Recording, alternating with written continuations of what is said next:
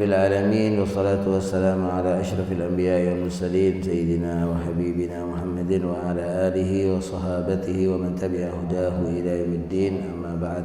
Ya rabbi shrah li sadri wa yassir li amri wahlul 'uqdatam min lisani yafqahu qawli. Subhanaka la ilma lana illa ma 'allamtana innaka antal alimul hakim wa tub 'alaina innaka antat tawwabur rahim. Ma'asyiral muslimin rahimakumullah, jamaah salat subuh Masjid Ali bin Abi Thalib yang dirahmati Allah. Syukur alhamdulillah kita panjatkan kehadirat Allah Subhanahu wa taala yang telah memberikan nikmatnya kepada kita untuk bisa melaksanakan salat subuh berjamaah dan kita bisa berkumpul sejenak membaca ayat-ayat Allah Subhanahu wa taala. Mudah-mudahan seluruh langkah-langkah kita dan segala amal saleh yang kita lakukan akan dihimpun oleh Allah Subhanahu wa taala dalam timbangan kebaikannya insyaallah. Amin ya rabbal alamin. Salawat dan salam kepada junjungan kita Nabi Muhammad sallallahu alaihi wasallam, kepada keluarga beliau, sahabat dan seluruh pengikutnya sampai akhir zaman. Pada hari Jumat pagi kita membaca tafsir Ayatul Ahkam, dan kemarin kita sudah memulai dengan muqaddimahnya. Maka pada hari ini kita masuk pada Al-Muhadharah Al-Ula, Fatihatul Kitab. Silakan dibaca. Tidak apa-apa, bergantian. Bismillahirrahmanirrahim. Al-Muhadharatul Ula baina yaday surah. Hadhihi surah al-karimah laha 'iddatu asma' ishtahara minha ma yali. Awalan al-Fatihah liftitah al-kitab al-aziz biha haitsu innaha awwalul qur'ani fi at-tartib al-ma'hud la fi at-tanzil la fi an-nuzul.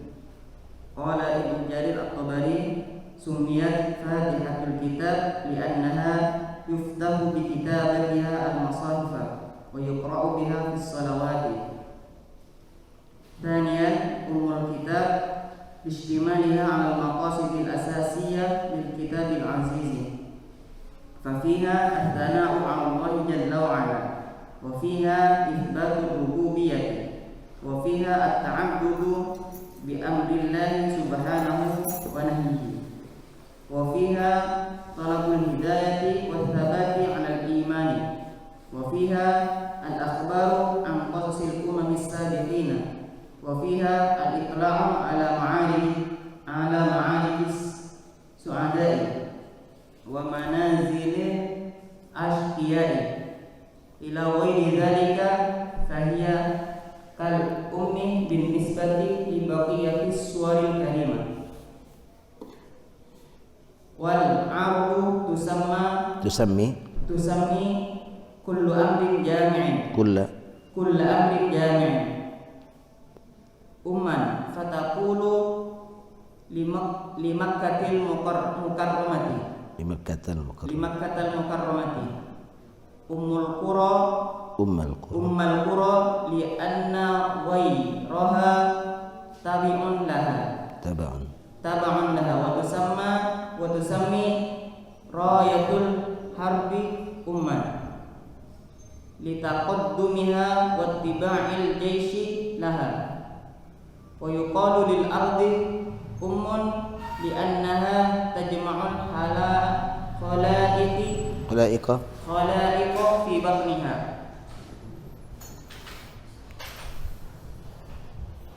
Nah, muqaddimah dari suratul Fatihah, bahwa surat yang mulia ini memiliki banyak nama. Yang masyhur diantaranya pertama adalah bernama Al-Fatihah. Mengapa dinamai dengan Fatihah?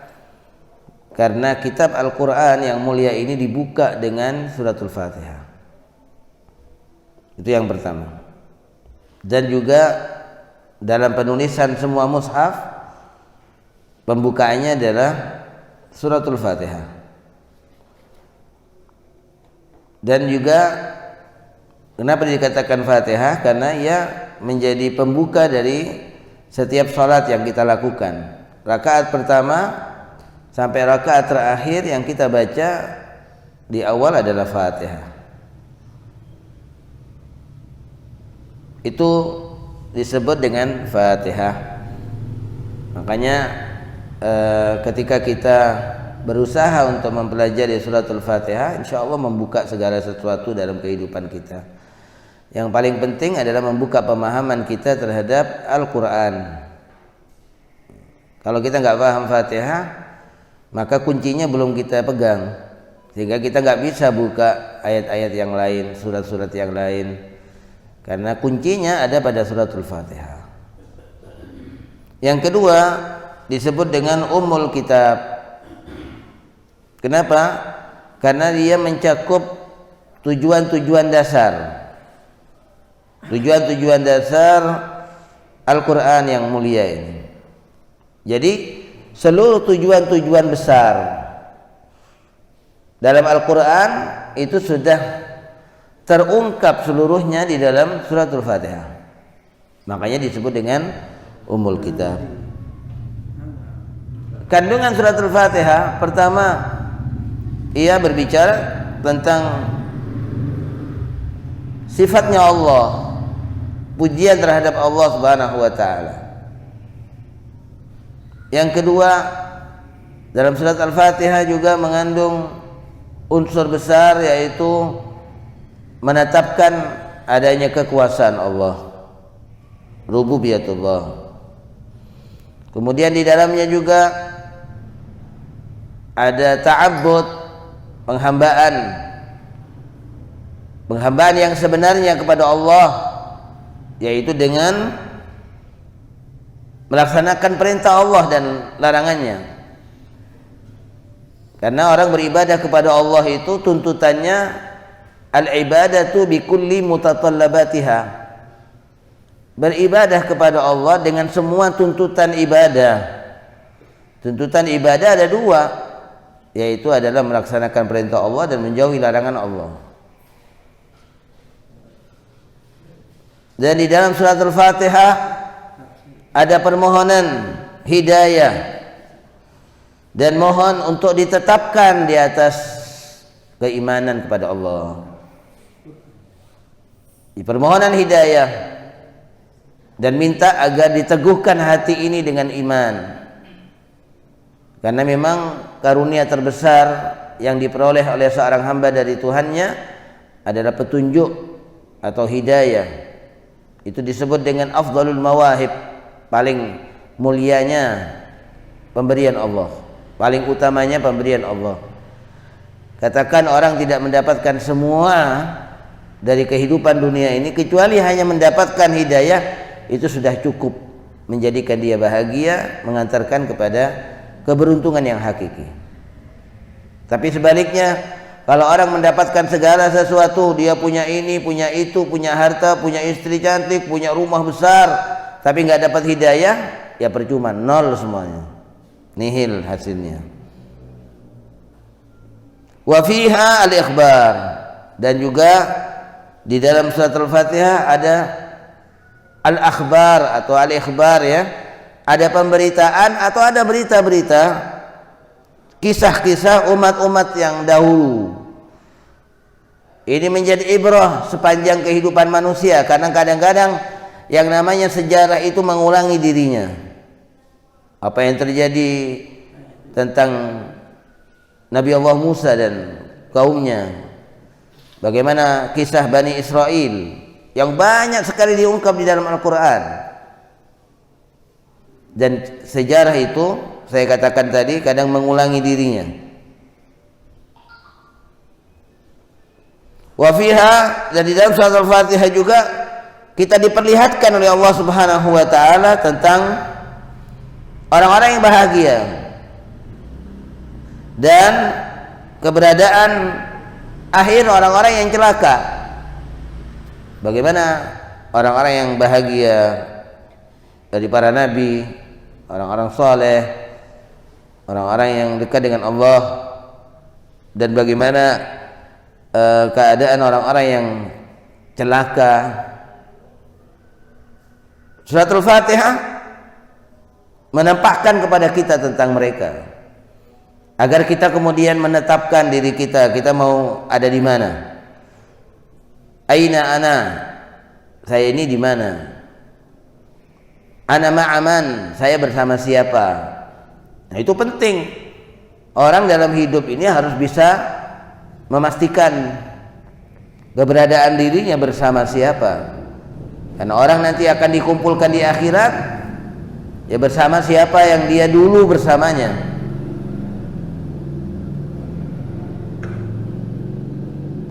Dan lain sebagainya dari tujuan-tujuan besar Al-Quranul Karim. Maka ia disebut dengan disebut dengan Ummul Kitab dibandingkan surat-surat yang lain. Jadi orang Arab menamakan setiap perkara yang jami', satu perkara yang bisa mencakup semuanya, itu disebut dengan ya, makanya Fatihah disebut dengan Ummul Kitab karena dia sudah mencakup seluruh isi surat-surat yang lain, maka dia bagikan ibunya surat. Orang Arab menamain Makkah itu dengan Ummul Qura, dengan Ummul Qura. Kota Mekah disebut dengan Ummul Qura karena apa? Karena yang lainnya semuanya ikut kepada kota Mekah. An-nasu taba'un di Quraisy. Manusia itu mengikuti Quraisy. Wal qura taba'un li Makkah. Negeri-negeri yang lain itu mengikuti kota Mekah. Makanya disebut dengan Ummul Qura.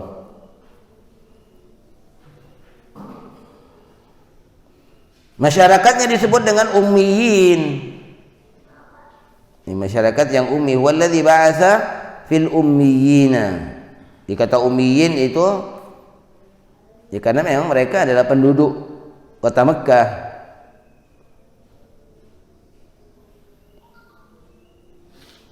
Walaupun kata ummiyin memiliki makna-makna yang lain. Dan orang Arab juga menamakan bendera dalam peperangan itu disebut dengan Kenapa? Karena dia berada paling depan dan kemudian semua pasukan mengikutinya. Jadi bendera disebut dengan dengan ummun. Dan bumi ini juga disebut dengan ummun. Kenapa? Karena bumi ini menghimpun semua makhluk di dalam perutnya. Seperti seorang penyair mengatakan, fal ardu ma'qiluna wa kanat ummana fiha maqabiruna wa fiha nuladu. Jadi bumi ini adalah ibu kita. Makanya kita sebut Indonesia sebagai ibu pertiwi ya, karena kita dilahirkan di sini ya, di bumi Indonesia. Dan bumi ini juga menjadi kuburan kita. Alam naj'alil arda ahya'an wa kifata, kata Allah, bukankah kami jadikan bumi ini adalah tempat untuk menghimpun yang hidup dan yang mati, yang hidup di atasnya, yang mati di dalamnya. Lanjut, salisan ganti. Fadhal silakan. Salisan as-sab'ul matani li'annaha sab'u ayatin tusanna fi shalah ay tukarrari wa tu'ad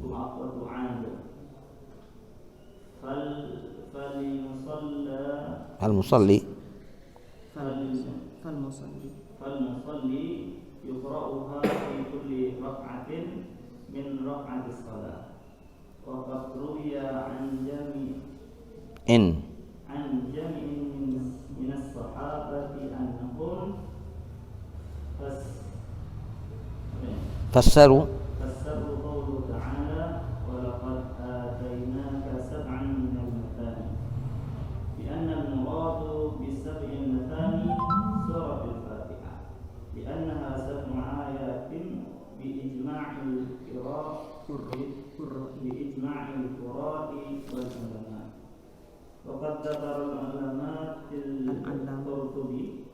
وقد ذكر العلامة وقد ذكر العلامة القرطبي في تفسيره الجامع أحكام القرآن أن لهذه السورة 12 اسما منها الشفاء، الوافية، الكافية، الأساس، الحمد إلى آخر ما ذكره مما روى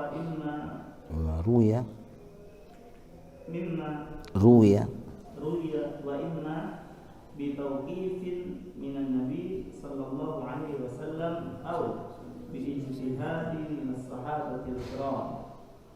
وذكر الألوسي أن بعض العلماء أوصلها إلى نيف 20 اسما وعددها في تفسيره المسمى روح المعاني. Ya. Yang ketiga disebut dengan as-sab'ul matsani, 7 yang diulang-ulang. As-sab'ul matsani. Kenapa? Karena memang suratul Fatihah terus diulang-ulang dalam salat. Terus diulang-ulang dia di dalam salat kita, di luar salat juga dibaca. Makanya disebut dengan as-sab'ul matsani. Orang yang salat membaca dalam setiap rakaatnya dari seluruh rakaat salat, dan telah diriwayatkan dari sekelompok besar dari sahabat bahwa para sahabat menafsirkan firman Allah, walaqad atainaka sab'an minal matsani, dan kami wahai Nabi Muhammad telah memberikan kepadamu 7 ayat yang diulang-ulang. Nah, apa yang dimaksud dengan as-sab'ul matsani? Yaitu adalah suratul Fatihah. Sahabat menafsirkan demikian karena ia adalah 7 ayat menurut kesepakatan para qurra dan para ulama. Qurra bermakna istilahi, ya, itu bukan yang sekedar baca Al-Quran, para qari, tapi memang mereka adalah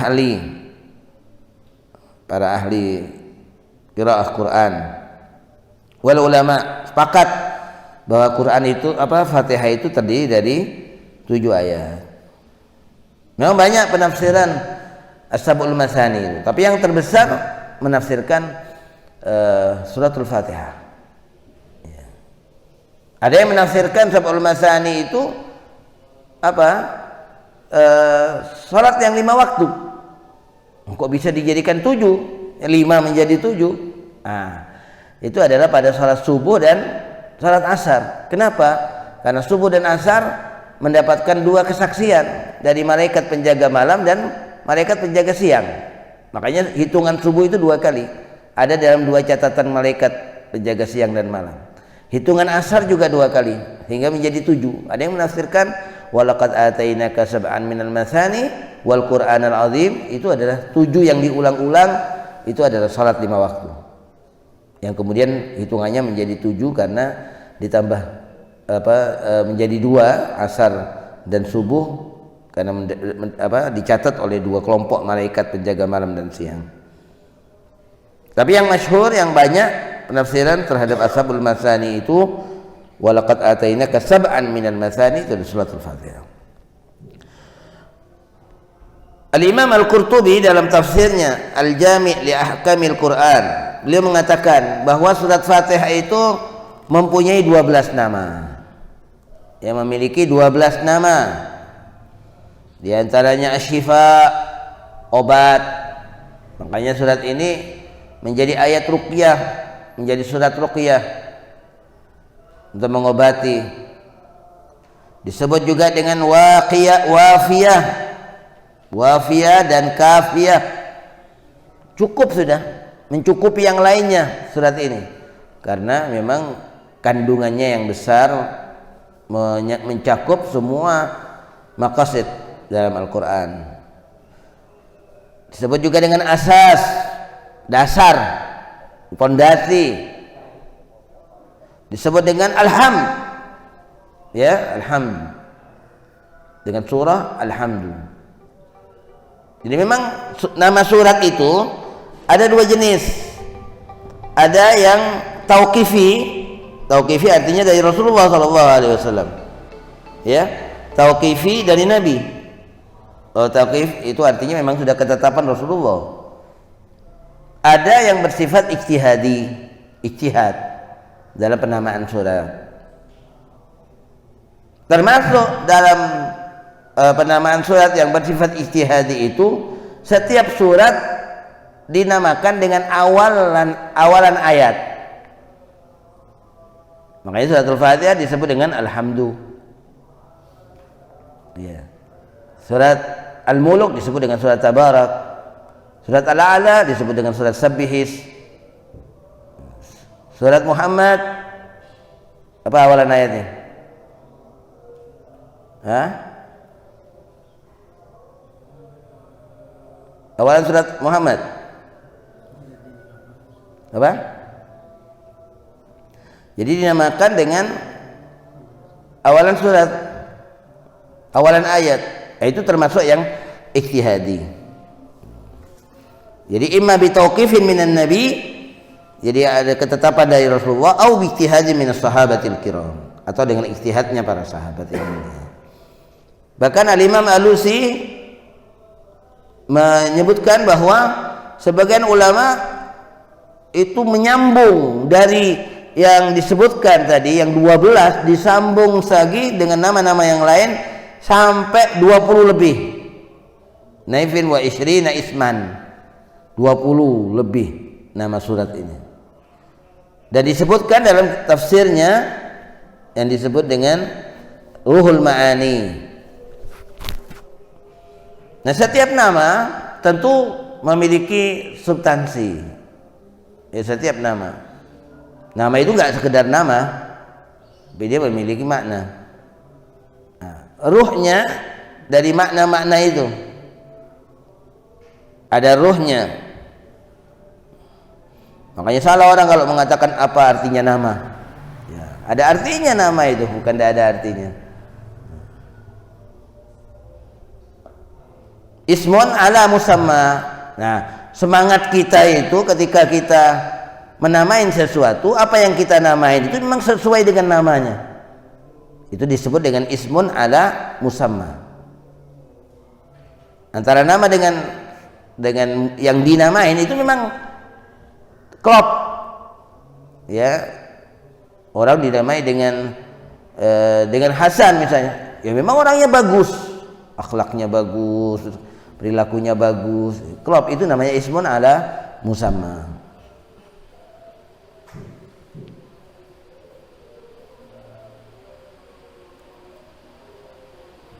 Lanjut.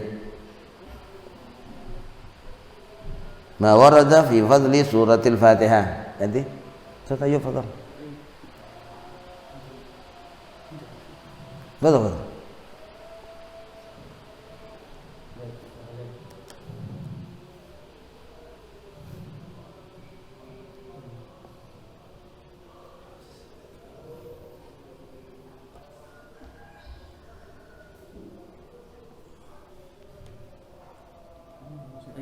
ما ورد في فضل سورة الفاتحة.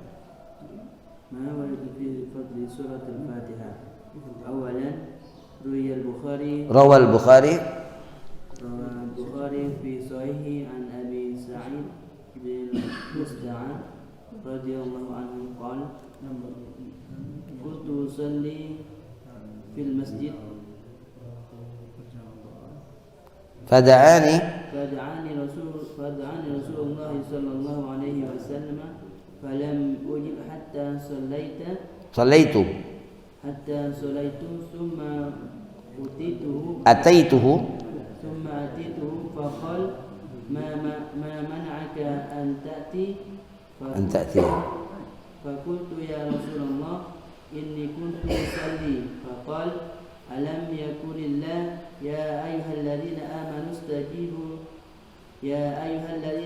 استجيبوا لله وللرسول إذا دعاكم لما يحييكم ثم قال لو علمنك سورة هي أعظم السورة في القرآن أعظم السور هي أعظم السورة سور هي أعظم سورة في القرآن قبل أن تخرج من المسجد. ثم أخذ بيدي فلما أراد أن يخرج قلت له يا رسول الله ألم تقل لو علمنك سورة هي أعظم سورة في القرآن قال الحمد لله رب العالمين هي السبع المثاني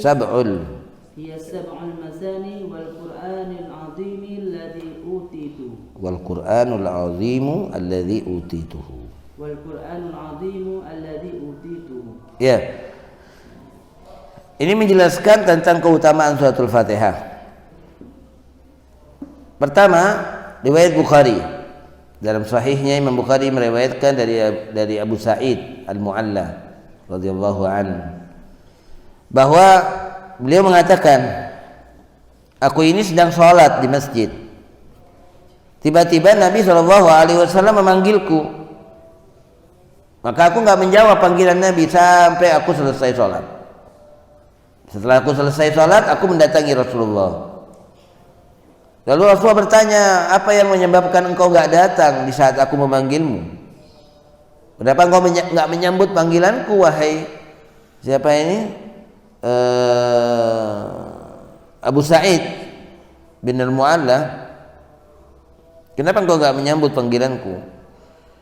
Aku berkata pada Rasulullah, ya Rasulullah, aku sedang sholat.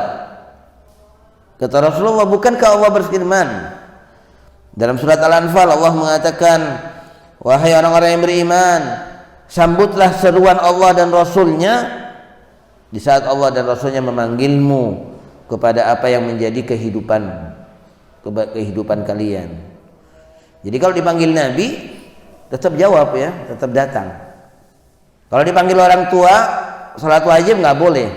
Orang sedang salat wajib, orang tuanya memanggil, nggak boleh disambut, nggak boleh dia membatalkan.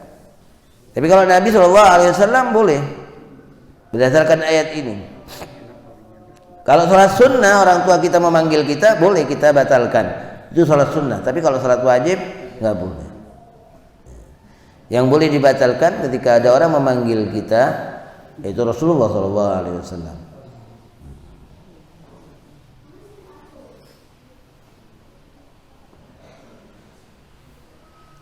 Sumakal, kemudian Nabi bersabda, aku akan mengajarkan engkau suatu surat yang merupakan surat paling agung di dalam Al-Quran. Jadi ini keutamaan suratul Fatihah, disebut dengan paling agungnya surat dalam Al-Quran. Nah, Rasulullah mengatakan, aku akan mengajarkan kepadamu satu surat yang paling agung dalam Al-Quran sebelum engkau keluar dari masjid. Summa akhadha biyadi, kemudian Rasulullah SAW mengambil tanganku. Nah, ketika Rasulullah akan keluar, aku berkata kepada Nabi, ya Rasulullah, bukankah engkau tadi mengatakan aku akan mengajarkanmu satu surat yang paling agung dalam Al-Quran? Maka Rasulullah kemudian bersabda, yaitu adalah beliau membaca suratul Fatihah. Kata Rasulullah, suratul Fatihah ini adalah 7 ayat. Jadi Nabi sendiri yang menegaskan 7 ayat yang diulang-ulang. Dan Al-Quran yang agung yang aku diberikan. Nah, cuma kemudian kalau disebut basmalah itu awal surat, maka siratal ladzina an'amta 'alaihim ghairil maghdubi 'alaihim waladdallin itu menjadi 1 ayat. Ayat yang ke-7. Tapi kalau basmalah enggak dihitung sebagai awal surat, maka siratal ladzina an'amta 'alaihim itu ayat yang ke-6, ghairil maghdubi 'alaihim waladdallin itu ayat yang ke-7. Jadi perbedaan penghitungan ayat di dalam Al-Quran itu karena berbedanya menghitung penggalannya. Bukan perbedaan jumlah ayat, bukan ayatnya yang berbeda antara satu dengan yang lain, bukan. Tapi yang berbeda adalah menghitung penggalan ayat itu. Apa namanya? Menetapkan penggalan ayatnya, bukan menghitung.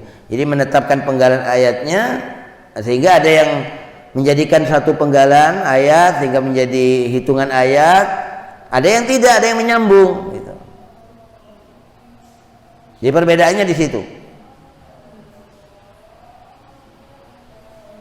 Kalau seluruh Al-Quran berapa semuanya jumlahnya?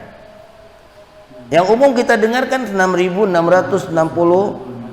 Padahal nggak segitu jumlah dalam Al-Quran, nggak sebanyak itu. Jumlahnya sekitar 6.200 berapa gitu, 56-an, bukan 6.600. Itu yang umum kita dengar. Nah, yang dimaksud 6.600 itu dihitung dengan tema, sehingga ada beberapa ayat yang terulang dalam penghitungannya, karena itu adalah pengelompokan tema. Ya, pengelompokan tema. Ayat perintah ada 1.000, ayat larangan ada 1.000, ayat berita gembira ada berapa. Jadi begitu. Nah, sehingga 6.660 sekian itu berdasarkan pendekatan tema di dalam Al-Quran.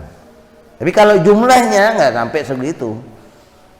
Bukan 6.600, tapi 6.200 berapa?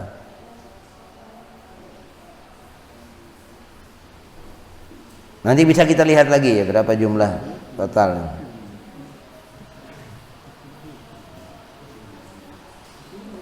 Jadi yang mengatakan 6.666 itu adalah Imam Nawawi Al-Bantani yang mengatakan itu. Itu beliau, tapi beliau tidak mengatakan jumlah ayat di dalam Al-Quran, bukan. Beliau tidak mengatakan jumlah ayat dalam Al-Quran 6.660, enggak. Beliau itu menjelaskan tentang tema-tema dalam Al-Quran, dalam surat Al-Quran, bahwa dikelompok-kelompokkan ada 1.000 gitu ya, sampai 6.000. Nah, kemudian berapa lagi itu tema-temanya. Nah, bisa jadi ada satu ayat yang isinya ada perintah, ada larangan, ada berita, ya, ada kabar gembira, bisa jadi seperti itu kan. Nah, sehingga itu terhitung lagi.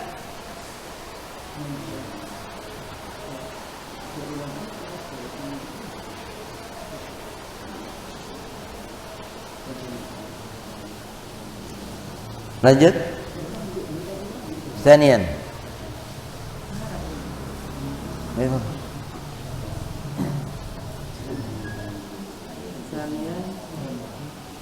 وروى الإمام أحمد في مسنده أن أبي بن كعب قرأ على النبي صلى الله عليه وسلم ثم القرآن فقال رسول الله صلى الله عليه وسلم والذي نفسي بيده ما أنزل في التوراة ولا في الإنجيل ولا في الزبور ولا في القرآن مثلها هي السبع المثاني والقرآن العظيم الذي أوتيته. ثالثا وروى مسلم في صحيحه عن ابن عباس رضي الله عنهما أنه قال بينما جبريل عليه السلام قاعد عند النبي صلى الله عليه وسلم سمع نقيبا من فوقه فرفع رأسه فقال هذا باب من السماء فتح اليوم لم يفتح قط إلا اليوم فتح اليوم لم يفتح قط إلا اليوم فنزل منه ملك فقال هذا ملك نزل إلى الأرض لم ينزل قط إلا اليوم فسلم وقال أبشر بنورين قد أوتيتهما لم يؤتهما قبلك فاتحة الكتاب وخواتيم سورة البقرة لم تقرأ بحرف منهما إلا أوتيته. هذه أصح الروايات التي وردت في فضل سورة الفاتحة وقد وردت روايات أخرى غير هذه منها ما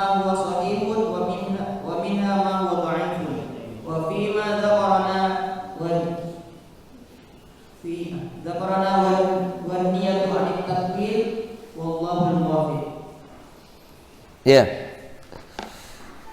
Keutamaan surat Al-Fatihah, riwayat yang kedua diriwayatkan oleh Imam Ahmad dalam musnadnya bahwa Ubay bin Ka'ab membaca kepada Nabi Muhammad SAW Ummul Quran, yakni suratul Fatihah. Lalu Rasulullah SAW bersabda, demi Allah, tidak ada di dalam kitab Taurat, tidak ada juga di dalam kitab Injil, kitab Zabur, dan juga di dalam Al-Quran yang sama dengan surat Al-Fatihah ini. Ini nggak ada tandingannya surat Al-Fatihah. Dia adalah disebut oleh Nabi As-Sab'ul Masani wal Quranul Azim. Jadi kata Nabi, ini adalah As-Sab'ul Masani, 7 ayat yang diulang-ulang, dan ia adalah Al-Quran yang agung yang aku diberikan oleh Allah Subhanahu wa taala, yang enggak ada bandingannya. Taurat, Injil, Zabur, bahkan dalam Al-Quran sendiri enggak ada yang menandinginya. Keutamaan yang ketiga diriwayatkan oleh Imam Muslim dalam sahihnya dari Ibnu Abbas radhiyallahu anhuma bahwa Rasulullah bersabda, Ibnu Abbas berkata, kata Ibnu Abbas, annahu qala an bainama Jibril alaihi salam qa'idun 'inda an-nabi sami'a naqidan min fawqi. Di saat Jibril duduk di sisi Rasulullah, kemudian Rasulullah mendengar suara dari atas. Beliau kemudian mengangkat kepalanya. Lalu malaikat Jibril berkata, ini kata malaikat Jibril, ini adalah pintu langit yang hari ini dibuka, di mana nggak dibuka kecuali nggak dibuka sama sekali pintu tersebut kecuali hari ini. Lalu kemudian turun dari pintu langit tersebut malaikat. Lalu malaikat Jibril berkata lagi, ini malaikat yang turun ke bumi, nggak pernah turun kecuali hari ini. Lalu malaikat itu bersalam dan berkata kepada Rasulullah SAW, bergembiralah wahai Nabi Muhammad dengan 2 cahaya yang engkau diberikan oleh Allah. Allah memberikan 2 cahaya kepadamu yang tidak diberikan kepada seorang nabi sebelummu. Siapapun nggak mendapatkan 2 cahaya itu, yaitu cahayanya berupa suratul Fatihah dan penutupan surat Al-Baqarah, ya, yaitu lillahi ma fis samawati wa ma fil ard, atau amana rasul bima unzila ilaihi, atau dua ayat terakhir dari surat Al-Baqarah. Yang penting penutup dari surat Al-Baqarah itu adalah 2 cahaya yang Allah berikan kepadamu. Dan ayat-ayat tersebut, surat Al-Fatihah dan khawatim surat Al-Baqarah, penutup surat Al-Baqarah itu dikatakan orang tidak membacanya 1 huruf dari surat Al-Baqarah, penutup surat Al-Baqarah dan surat Al-Fatihah kecuali mendapatkan cahaya itu.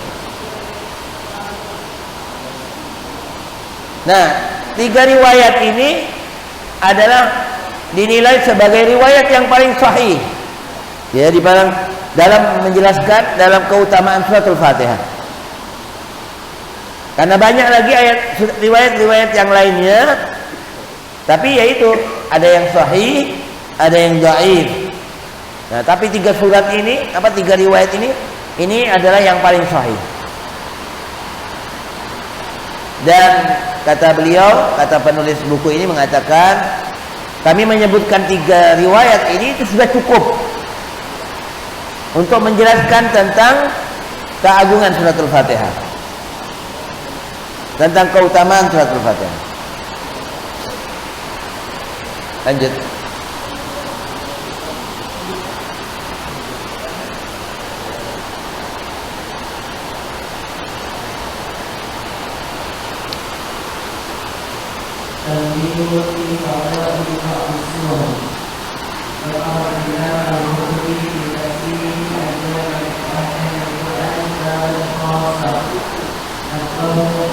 Nabba'a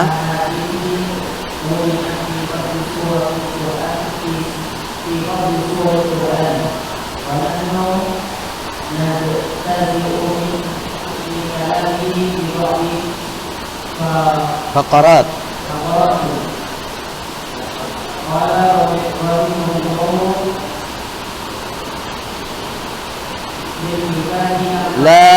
la iltifata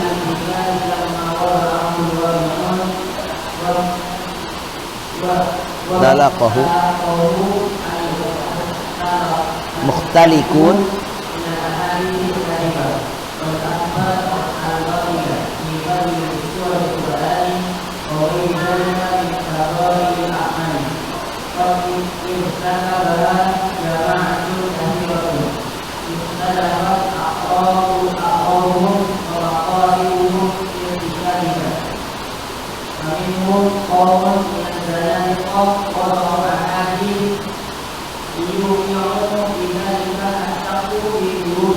syakka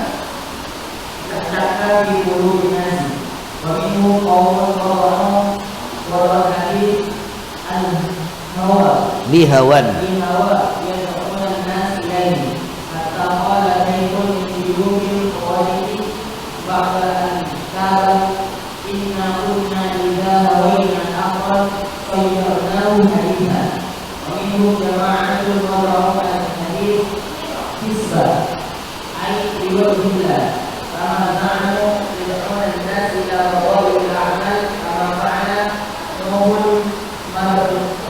Nuh bin Abi Maryam.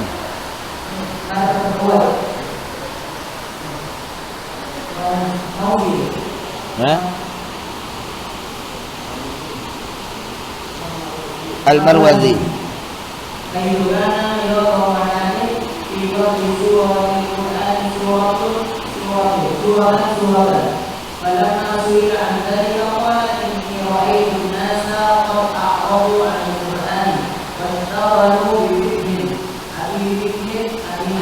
Bifikhi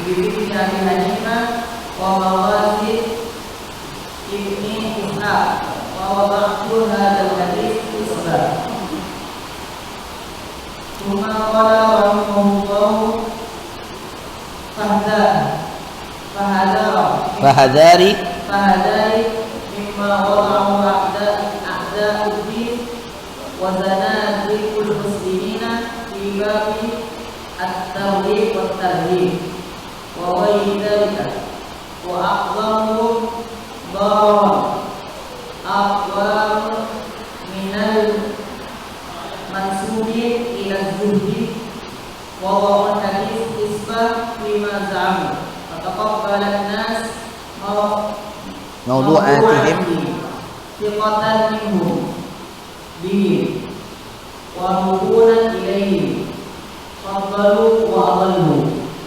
Ya, ada catatan di sini tentang riwayat-riwayat yang menjelaskan tentang keutamaan surat. Ini ada peringatan, ada sebuah catatan yang disampaikan oleh Syekh Al-Sabuni. Beliau mengatakan bahwa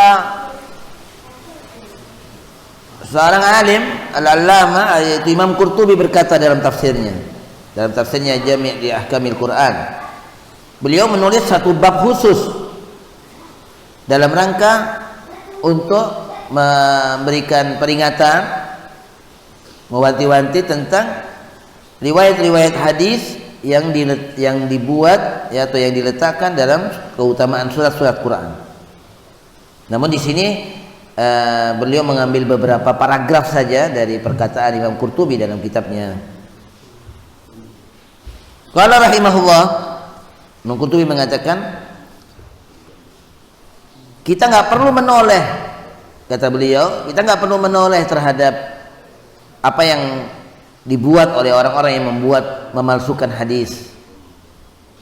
Ya, waqtalaqahul muqtadiqun, yang memalsukan hadis. Dari hadis-hadis yang palsu, berita-berita yang batil dalam keutamaan surat-surat Quran.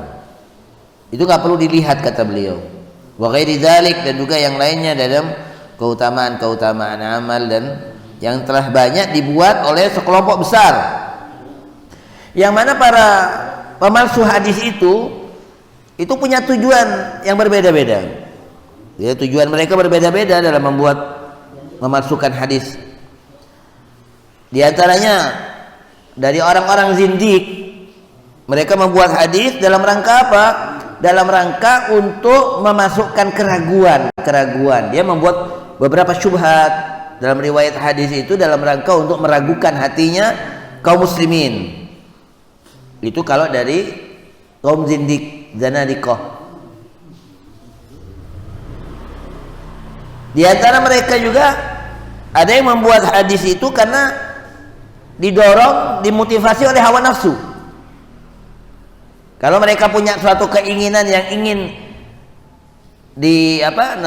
diikutin oleh orang lain, nah mereka buat hadis. Tujuannya begitu, untuk mengajak orang, ya. Sehingga ada seorang syekh dari syekhnya Khawarij, orang-orang Khawarij, tapi dia sudah bertobat. Ketika dia bertobat, setelah bertobat dia berkata, kami dahulu kalau menginginkan sesuatu kami buat hadis gitu. Untuk mencari muka pada pemimpinnya misalnya, kepada penguasa. Nah begitu biar dekat, biar mendapatkan tempat posisi yang dekat, dia buat hadis yang mengembirakan hatinya pemimpinnya itu, penguasanya. Jadi begitu. Dan ada lagi satu kelompok yang membuat hadis, memasukkan hadis itu niatnya tulus, hisbah, biar dapat pahala. Nah ini juga ada yang seperti itu. Ada yang niatnya memasukkan hadis itu ingin dapat pahala dia. Maksudnya dapat pahala bagaimana? Ya kalau mendorong orang untuk berbuat soleh kan nanti dia dapat pahala. Makanya dia buat hadis. Ada yang seperti itu. Liwajhillah. Ini seperti yang dilakukan oleh Nuh Al-Marwazi, di mana Nuh Al-Marwazi ini dia memasukkan hadis-hadis dalam keutamaan surat-surat Quran. Bahkan dia susun per surat ada keutamaannya. Suratul Fatihah, surat Al-Baqarah, sampai surat An-Nas dia buat hadis tentang keutamaan itu. Tapi ya itu hadis-hadis palsu yang dia buat. Ketika ditanya, apa sebabnya, apa motivasi kamu buat hadis ini, memasukkan hadis? Dia mengatakan, aku lihat orang-orang ini sudah gak perhatian sama Quran. Di zaman sekarang ini gak perhatian orang sama Al-Quran. Mereka sibuk, ada yang sibuk dengan fikih, ada yang sibuk dengan sejarah. Qurannya ditinggal. Makanya aku buat hadis-hadis palsu itu agar orang kembali memperhatikan Al-Quran. Jadi tujuannya tulus sebenarnya, cuma caranya yang salah. Ya, caranya yang salah. Summa qala rahimahullah, kemudian Imam Qurtubi juga mengatakan, hati-hati kata beliau ya, dari apa yang dibuat oleh para musuh-musuh agama ini dan orang-orang yang zindik ya dalam bab targhib wa tarhib. Jadi mereka memang sengaja buat memasukkan hadis dalam bab targhib wa tarhib. Targhib artinya yang mendorong orang atau menjadikan orang takut ya dari melakukan kejelekan. Dan yang paling berbahaya yaitu orang-orang yang memang mengklaim dirinya sebagai ulama yang zuhud. Ya, dia mengklaim dirinya. Kemudian mereka memasukkan hadis palsu dengan tujuan agar orang ini melakukan kebaikan.